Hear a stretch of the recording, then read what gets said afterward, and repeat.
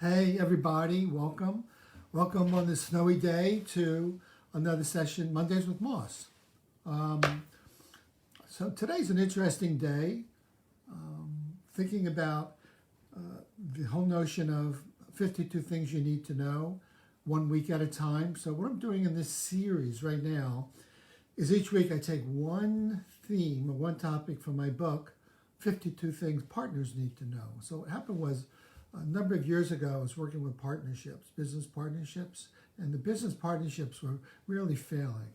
It's like a relationship. It takes a lot of work to be in a good partnership. And no matter what legal papers you sign, most partnerships break apart because people just don't get along. Conflict, unresolved needs, poor communication. So 65% of the partnerships are in really a terrible conflict. So I decided to write this book called 52 Things Partners Need to Know. Let's practice one thing a week. So we've done several. I think we've done realistic optimism. We've done curiosity. I think we did a long one on conflict and conflict resolution. Last week was great because I had my wife, Judy, improvise with me to look at what can we do about a couple handling conflict. And today I'm looking at, I think it might be the most difficult one of all, which is taking things personally. I mean, is that really possible to not take things personally? I mean, look, after all, let's say you make a couple phone calls to a person does not return the phone call. Don't you have some feelings about that?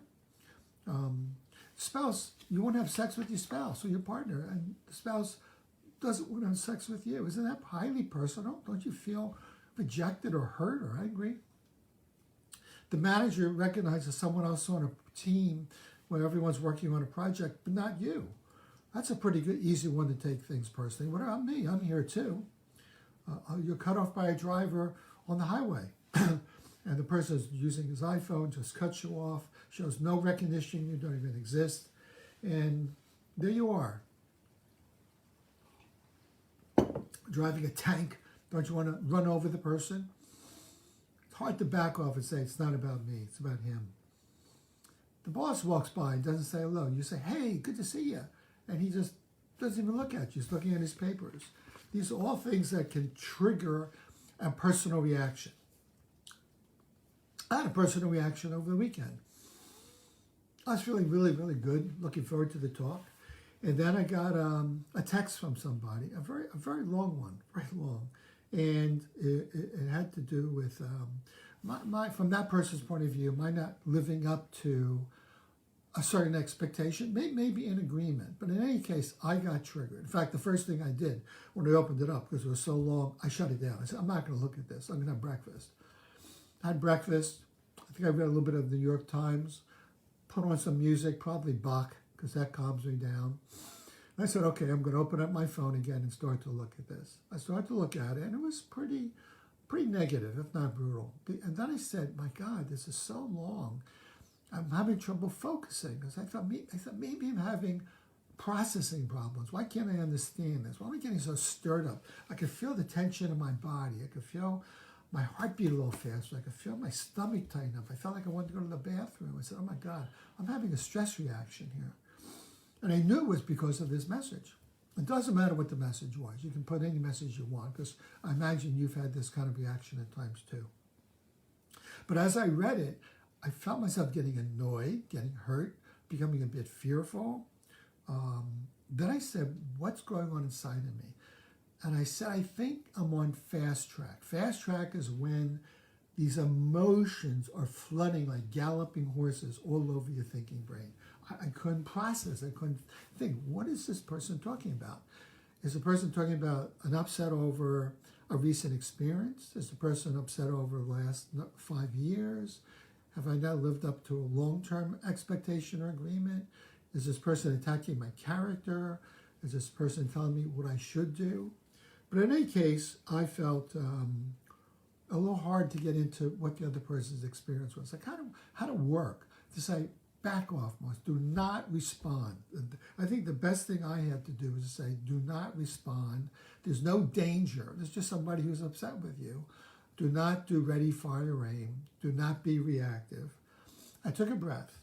And then I said something really interesting to myself. I said, what does this remind me of? I said, this reminds me when I was 9 years old. I was really living in Richfield, New Jersey. Came from Brooklyn. And I wanted to fit in. I didn't quite fit in Richfield. It was a very different community than Bedford-Stuyvesant, where I grew up. So I saw a number of kids had bikes, and they delivered papers. So I said to my dad, I think I want to deliver papers, thinking that would make me one of the guys. But I didn't have a bike. I didn't know how to ride a bike.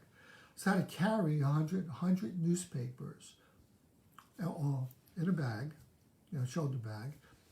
It took me 3 hours the first day. It took me 2.5 hours the second day. And it took a long time. I think by the end of the first week, I quit. I didn't tell anybody, though. I just never came and picked up the papers. And then my father and the manager came over to me one day and said, we have to talk. They were fine, but I was terrified because I got found out. And I felt like, it was kind of like, I felt it inside. I felt like I failed somehow. So I think when I got this message over the weekend, it triggered me. And I can remember even an earlier time. I can remember my mom going berserk. My mom was pretty volatile. And she wouldn't say, hey, can we sit down and talk? I'm upset about something. No, she would start screaming and yelling and accusing, sometimes hitting with the broom.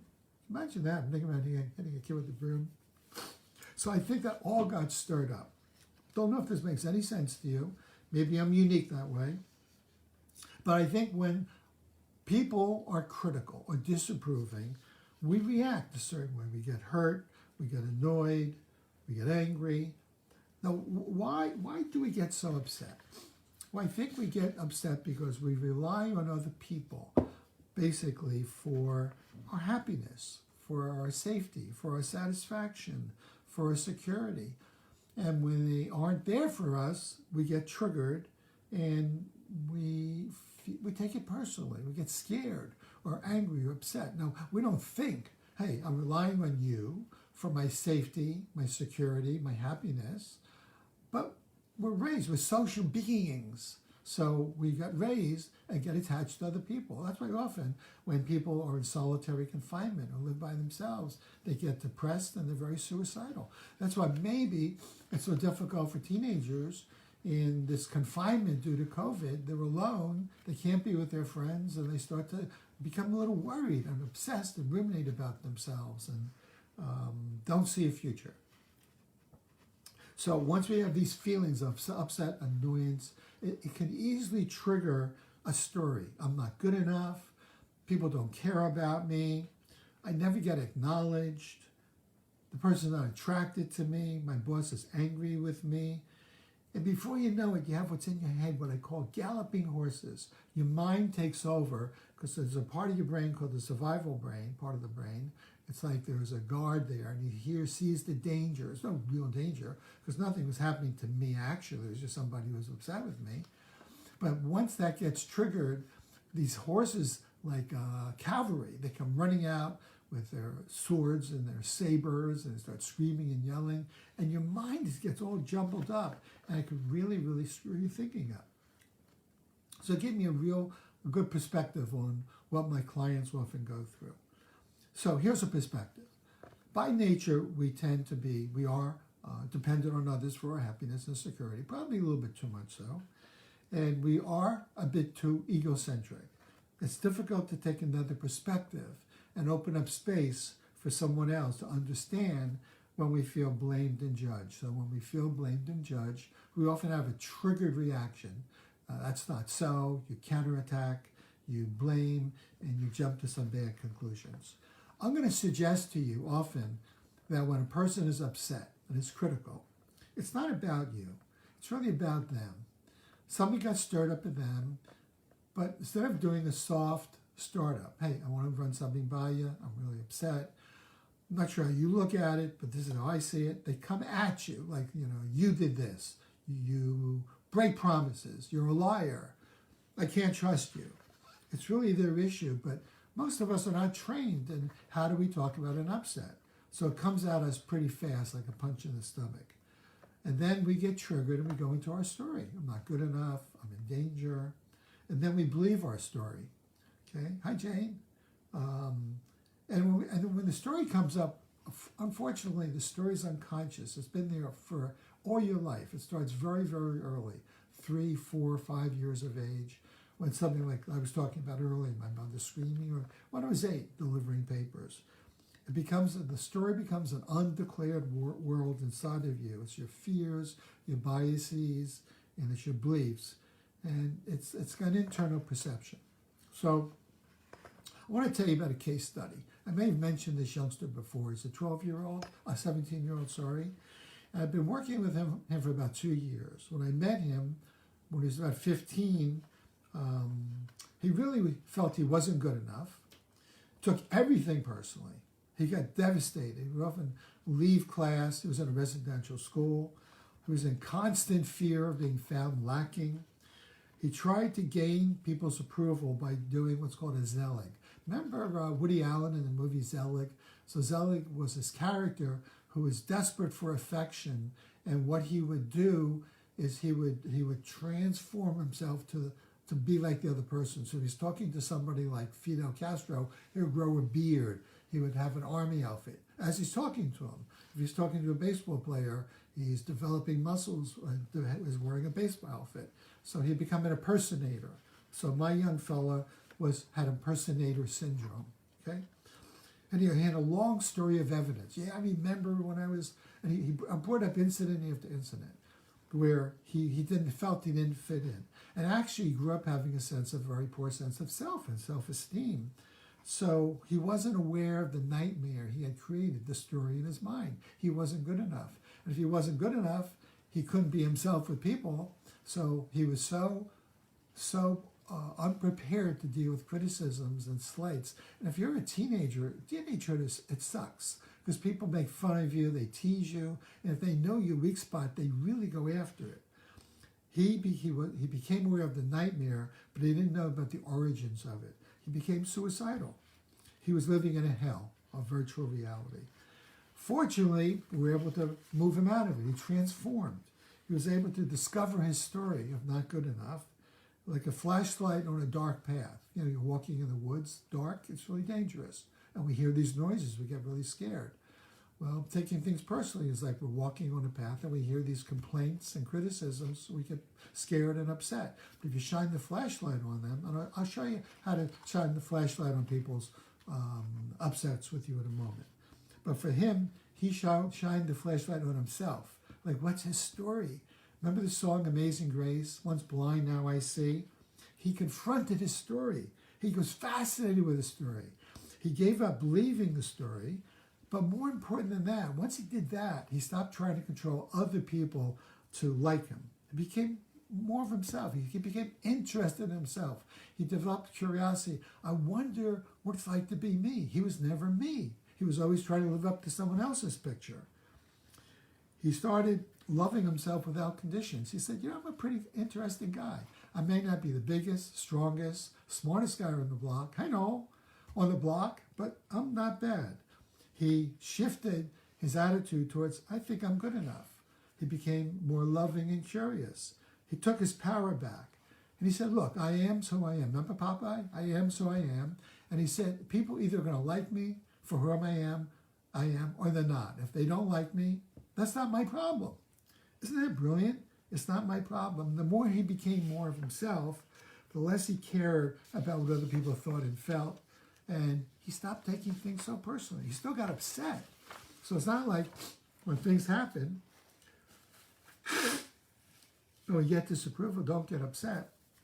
But taking it personally to me means you absorb it. You're like Velcro, and it stays inside you and you ruminate about it. So if a little child, let's say a 2-year-old, is screaming on the floor because he wants something, and he says to you, or a little older when he can speak, says, I hate you, you're a bad mom, bad dad. Do you take it personally? Maybe you do. Well, to tell you the truth, it's not about you. It's about a little kid who wants something. He's pissed off and he wants it. It's about his frustration. It's not personal. So, but we're stuck with what's called a ruminating mind. You know, the mind talks to itself all the time. Every day, what some researchers suggest, we have about 60,000 unconscious thoughts. we're aware of maybe, if we really pay attention, to about 2,500 conscious thoughts. The problem is 80% of the time, 2,000 of these thoughts are negative. Not good enough. I'm stupid. I can't believe I did that. Oh, why did I wear this shirt? So, and then we listen to the story, and we become really upset with it. We're no longer upset about what the person said. We're now upset about these thoughts that we're not even aware. We got caught up in a movie in our mind. It's a Stephen King movie beating the hell out of us. So I have a friend who has a service retail store, and whenever I go to see him to get my service, get my hair cut, we talk, and I say, "How you doing?" That's the same story. He says, well, I don't know. Like, look over there. They're talking about me. I see two people talking. I said, "How do you know they're talking about you?" He says, well look. They're talking and looking at us. I said to him, well, maybe they're looking at us because we're both attractive guys. He says, no. They're planning to leave. Okay? So he worries and ruminates because he's afraid he's going to be abandoned. He becomes super caring then. He becomes over solicitous. He doesn't stop, look, and listen, doesn't go over engage and say, hey guys, I noticed you were talking. You know me, I'm a worrywart. I'm a Woody Allen character. Are we okay? Is there anything I need to know? Is there anything I can do? No, what he does is he internalizes it, gets triggered, takes it personally out of his fear of abandonment, and doesn't have an authentic conversation with them. He becomes very solicitous. So what are your triggers? So when I got triggered the other day, I asked myself, what are my triggers? I definitely got triggered for feeling disapproval, no question about it. I felt some lack of safety, like maybe I'm in danger. I think my body was just secreting adrenaline. I could feel the tension in my body because a part of my brain, which is the guy with the binoculars at the fort looking for danger, he's not very smart. He just has lots of false positives. It could be predators, panthers, barbarians. It also could be rabbits. But if that part of my brain is a scaredy cat, my body's going to react. So my body reacted. I can still feel some of the reactivity, by the way, so I have to do a little more work on self-regulation. Then later, I'm going to work on coping. Like, what am I going to do? How am I going to handle it? So if I ever say to you, you're a loser, you're selfish, oh my God, that's such an ugly sweater, or why don't you shave? You know, that tone, and with that facial expression that looks real critical. What do? Do you counterattack? Oh yeah? Or how about you? Look at you. Look at your hair. You know, kind of stupid. Like, that's what little kids do. Do you deny? No, I'm not. That's not true. That's a child's reaction too. Do you have some Velcro? Do you take it very personally? You know, they're right. I'm a loser. I am a jerk. You know, no matter what I do, I'm never going to fit in. Oh, God. Okay. Or do you have some curiosity? You know, that might be so. Tell me more about that. Well, you might acknowledge, you sound pretty angry, pretty disappointed. Am I right? Tell me more about that. In other words, you want to find a way of dealing with it to gather more information or to learn about what the person is thinking or saying, or to look inside and say, is any of this true? So right now, I'm in this state. I'm going to read over the messages again. I'm glad I'm doing this particular post because it's giving me a little more confidence to go back and read over the text and ask myself, what in this is true? Is there anything that this person is saying that I'm uncomfortable about? I don't want to read. I don't want to hear because I'm having trouble facing it because maybe it's true, but if I hear it, maybe I'll go talk to my wife, talk to my daughters about it. Say, do you see this in me? And if so, then I got to own it. Okay? This is called being accountable. We all have a basic need. What do you think the basic need is? That's at the root of taking things personally. It's our need for approval, our need for connection. When we feel disconnected and uncared for, it's hurtful. Remember, we're social beings. Our ancestors grew up in tribes. And the worst thing you could do growing up in a primitive tribe was to be sent out to the forest all by yourself. You perished out there.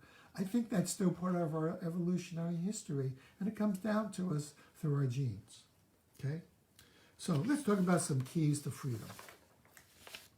One book I like a lot is by Ruiz, I think it's Don Ruiz, R-U-I-Z, called The Four Agreements. Maybe some of you read it.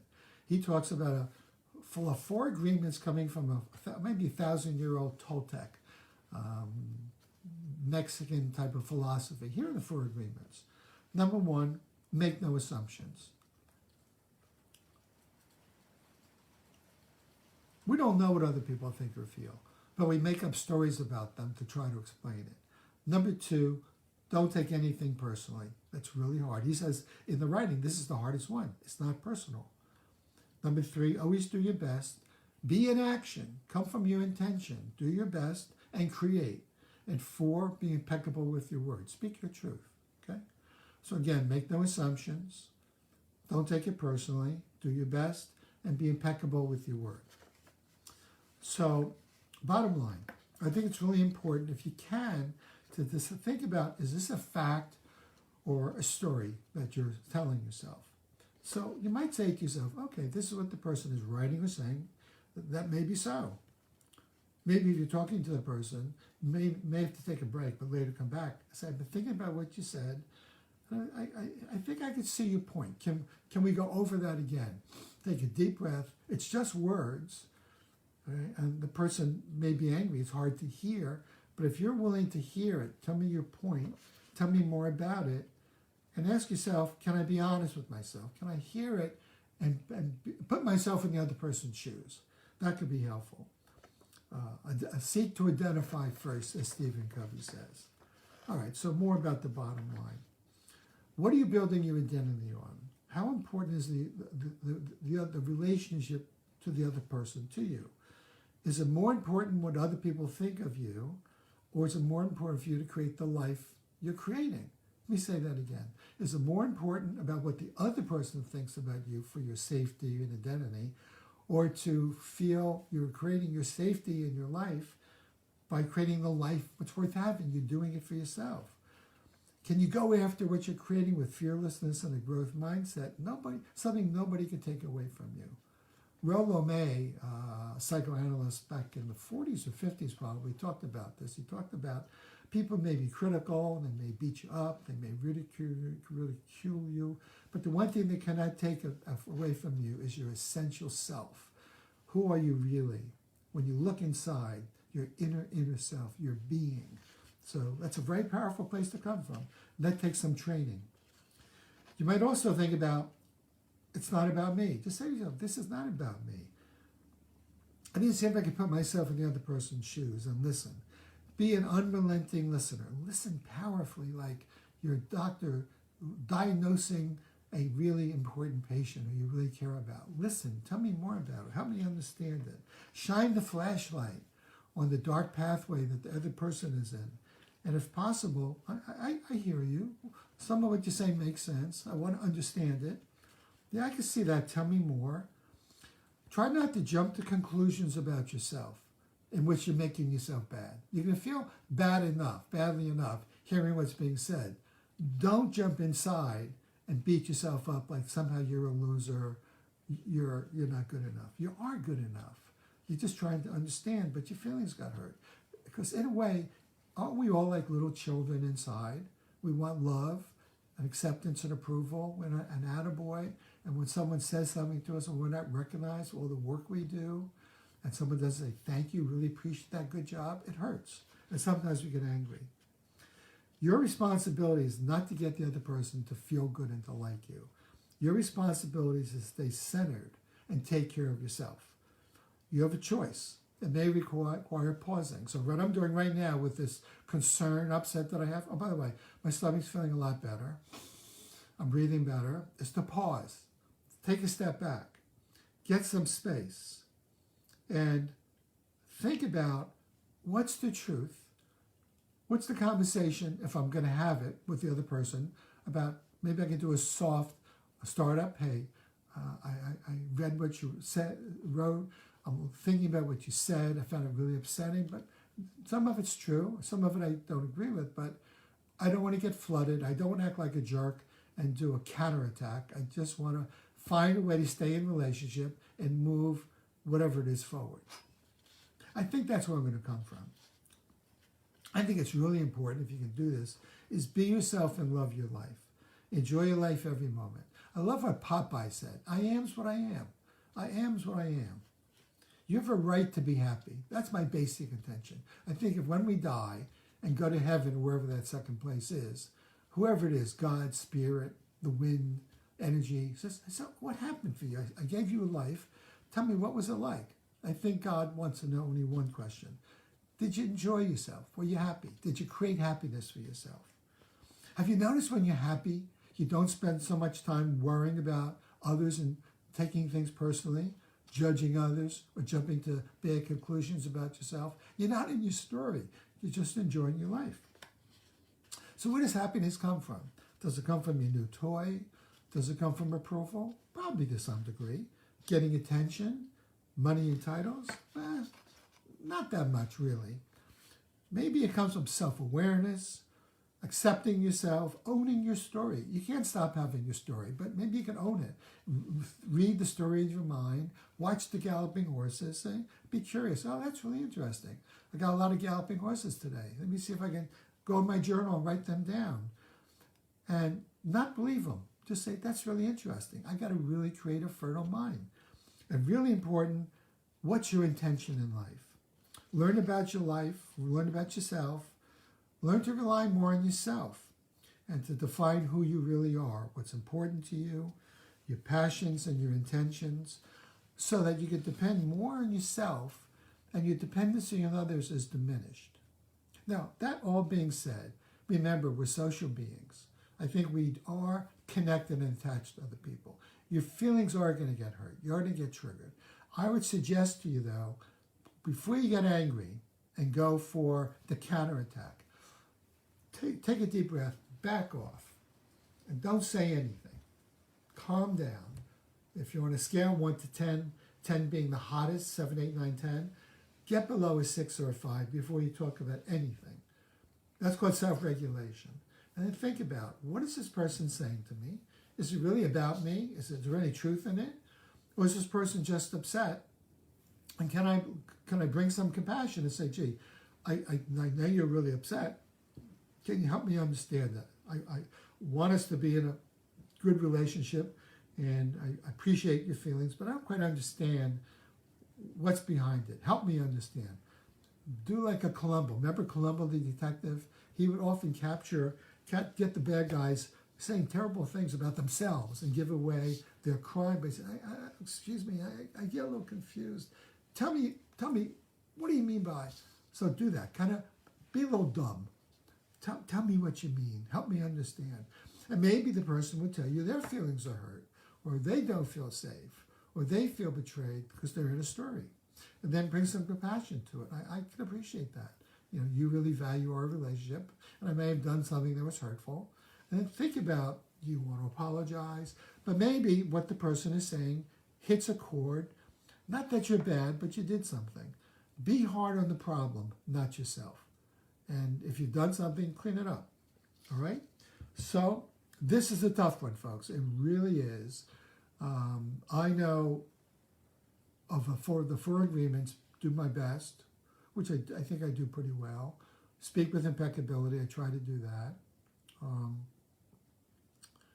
Make no assumptions. I know when I make an assumption, but I try to figure it out. The hardest is don't take it personally. Easier said than done, but it really isn't personal. It may be useful, but if you take it personally, you may go into you're a loser, and you're going to say it to yourself. And now you're taking it personally because you're listening to the galloping horses in your brain trampling all over you. So between now, try it this week. This week, since we're doing one thing at a time, look at what are you taking personally? Hopefully you get a journal and write down this week, I'm looking at, it's not personal. Don't take things personally. Every time you take it personally, you write it down. And then notice, what's your reaction? Do you want to strike back? Oh, yeah? How about you? Do you deny? No, it's not about me. Do you feel like you're bad, like my young fella did 2 years ago when he was almost suicidal and being a zealot? Or do you have some curiosity? I wonder what that's coming from. Or do you take a step back and say, some of it may be true. Let me take a look. Okay? And then maybe we had such a good response last week when Dr. Judy Jackson, my wife, and I did that role play.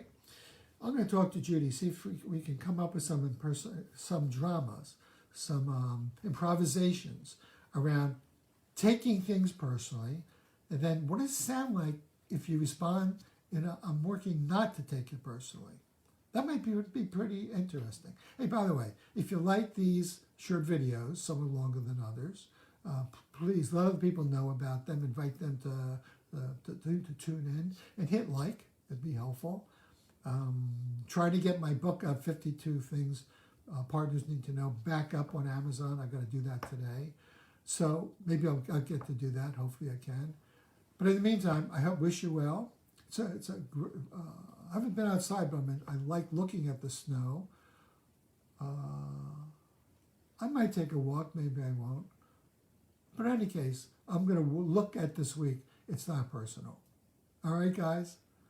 Thanks for tuning in. I'll see you in a week.